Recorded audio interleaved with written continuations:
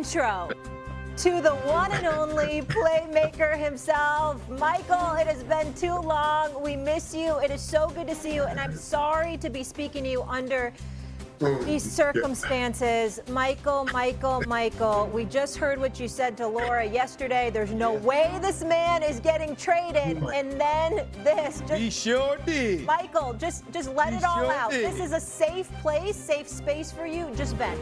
Just vent, sweat, and do it all. First of all, let me start with this, Sam. That whole accident happening thing, I'm sitting here in the pain of what just happened. And that thing has me laughing. It's just, all of the cuts in and out. You have a Steve, it ain't doing. That's just great. That's great producing. And Molly, how are you guys? I want to understand this, though. What kind of friend is this? The only time he calls is when your heart gets sharp. And he said, hey, man, come on the show for a minute. Wait, what does this mean? What do you mean? How much? What kind of friend do I call you?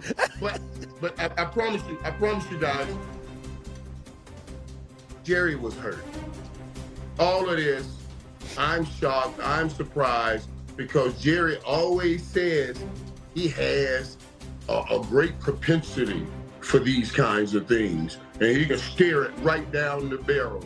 And obviously, there's no doubt, Jerry was hurt. I saw it when I watched the interview. I know him very well. And I love him very much. I know what he wanted with Micah Parsons, and I know not having it with Micah Parsons is hurting him deeply. And I believe it's hurting Micah deeply. It's certainly hurting us here deeply. I heard Dan say, no. Micah was happy to leave. No. That would not be true. The emotions got all tumbled up in this whole thing. And it became a place where he had to. He wasn't happy to leave. Micah was happy to receive the money he was getting where he was going. But if you give him that money, he'd rather stay here. That's the reality. So come on now, deal in my pain. But it's not there.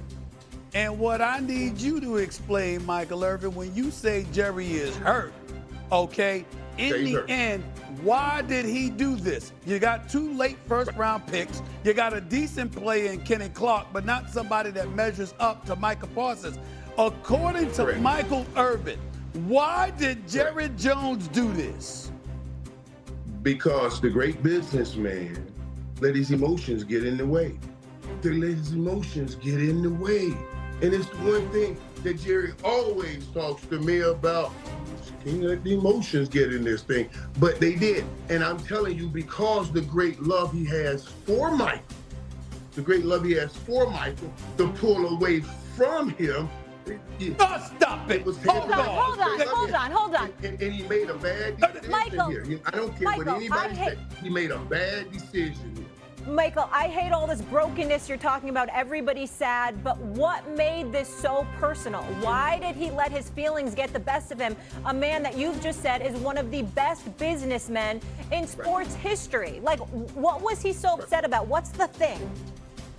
Right, and that's just it. From what I understand, when I talk to him, Jerry says this thing that they had worked on time and time again. Like Michael came to him, they changed the number. Then went to Steven, they changed the number.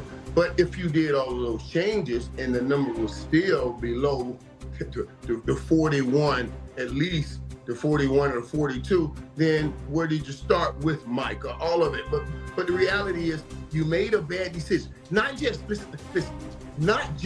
from the money perspective. I'm talking about continuity with what you're trying to get done offensively and defensively.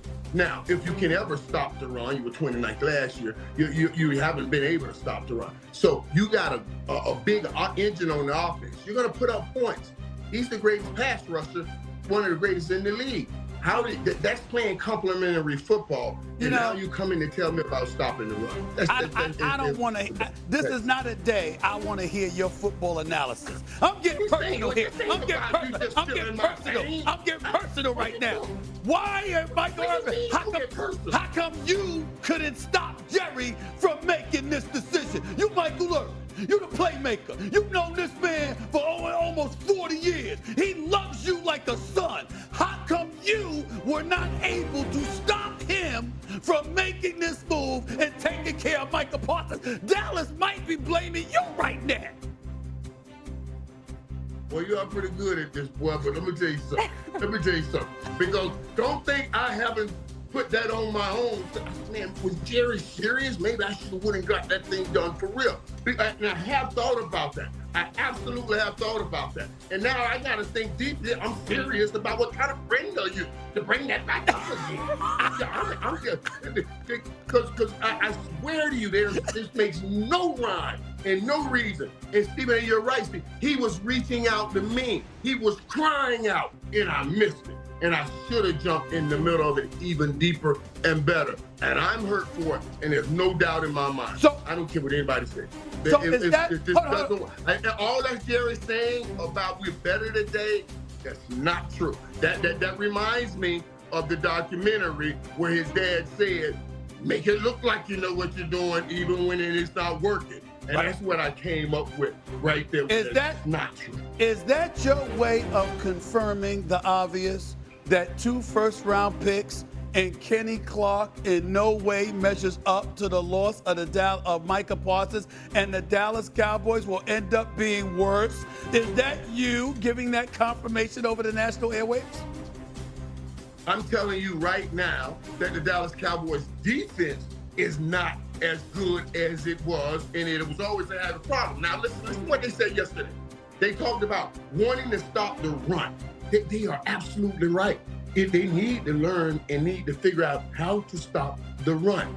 But letting Micah Parsons go, Micah Parsons wasn't because that's not the reason. That's because some of the guys you drafted did not work. Micah Parsons was the best thing we had in the complement for the offense. If you got a high-power offense, you want somebody that can get to the quarterback.